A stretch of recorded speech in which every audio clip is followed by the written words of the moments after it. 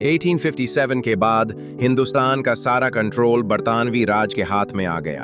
अंग्रेजों ने मुगल बादशाह बहादुर शाह को अपने ही मुल्क से जला वतन कर दिया और मुगल सल्तनत का मुकम्मल खात्मा हो गया। अंग्रेजों ने अपने राज को मजबूत करने के लिए फौजी ताकत के साथ साथ तालीमी और इंतजामी पॉलिसियों में तब्दीलियां की। उन्होंने रेल, टेलीग्राफ और जदीद तालीमी इदारे बनाए, लेकिन इसी वक्त मुल्क के वसाइल लूटकर बरतानिया भेज दिए। हिंदुस्तान की कपास, अनाज और मादनियात सस्ते दामों खरीदकर यूरोप में बेचे जाते थे और मकामी हुनर और सनतों को नुकसान पहुंचाया गया ताकि बरतानवी बिजनेसमैन फायदा उठा सकें। अंग्रेजों ने डिवाइड एंड रूल की पॉलिसी पर काम शुरू किया। मुसलमानों और हिंदुओं के दरमियान मजहबी इख्तलाफात को बढ़ाया। मिसाल के तौर पर नौकरियों, तालीम और फौजी भर्तियों में एक को तरजीह देना और दूसरे को पीछे रखना। मुसलमानों को इब्तदाई दौर में ज्यादा नजरअंदाज किया गया। इस वजह से मुसलमान तालीमी और माशी लिहाज से पीछे रह गए। 1885 में इंडियन नेशनल कांग्रेस कायम हुई, जिसका मकसद अंग्रेजों से सियासी रिफॉर्म्स पर बातचीत करना था। इब्तदाई बरसों में कांग्रेस नर्म मुतालिबात करती थी, जैसे हिंदुस्तानियों को सिविल सर्विस में ज्यादा नुमाइंदगी देना और टैक्सों में रियायत। मुसलमान महसूस करने लगे कि कांग्रेस में हिंदू रहनुमा गालिब हैं और सिर्फ अपने मफादात का ख्याल रखते हैं, मुसलमानों का मुकम्मल ख्याल नहीं रखा जा रहा। इस वजह से मुसलमानों ने 1906 में मुस्लिम लीग कायम की, जिसका मकसद मुसलमानों के सियासी और सकाफती हुकूक की हिफाजत करना था। शुरू में मुस्लिम लीग का मौक़िफ़ नर्म था, लेकिन हालात के बायस मुतालिबात सख्त होते गए। 1905 में अंग्रेज़ों ने बंगाल को दो हिस्सों में तकसीम किया, मशरक़ी हिस्सा जहां मुसलमान ज़्यादा थे और मगरबी हिस्सा जहां हिंदू ज़्यादा थे। अंग्रेज़ों ने उसे इंतज़ामी वजह बताया, लेकिन हिंदुओं ने उसे मुस्लिम हिंदू आपस में तकसीम करने की चाल समझा।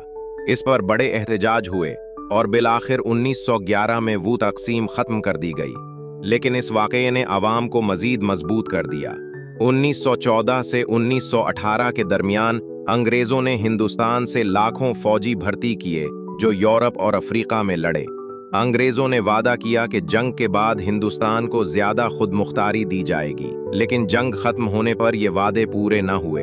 इस मायूसी में आज़ादी की तहरीक और ज़ोर पकड़ गई। 1919 में जलियांवाला बाग अमृतसर में लोग पुरअमन इज्तिमा में जमा थे कि जनरल डायर ने फ़ौज को हुक्म दिया कि बग़ैर इत्तला फायरिंग की जाए।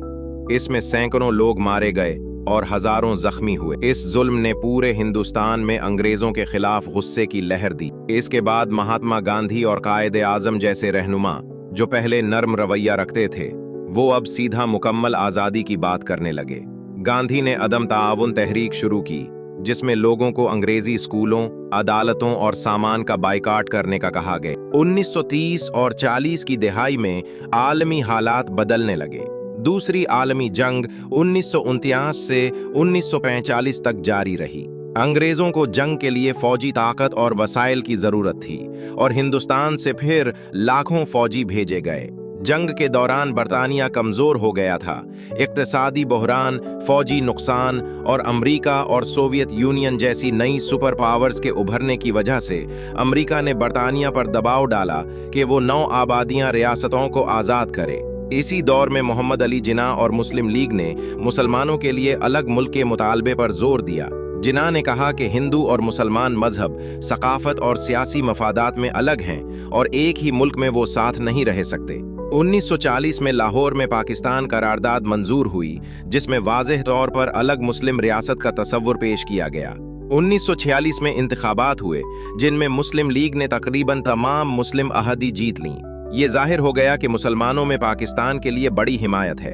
हिंदुओं और मुसलमानों के दरमियान बढ़ते हुए फसादात के बायस मुल्क को 2 हिस्सों में तकसीम कर दिया गया। हिंदुस्तान और पाकिस्तान अलग अलग मुल्क बना। तकसीम के दौरान लाखों लोग हिजरत पर मजबूर हुए। मुसलमान हिंदुस्तान से पाकिस्तान और हिंदू और सिख पाकिस्तान से हिंदुस्तान चले गए। इस हिजरत में कत्ल और लौट मार के वाकयात पेश आए, जिनमें तकरीबन 10 लाख लोग मारे गए। यूं 14 अगस्त 1947 को पाकिस्तान और 15 अगस्त को हिंदुस्तान आज़ाद हुआ।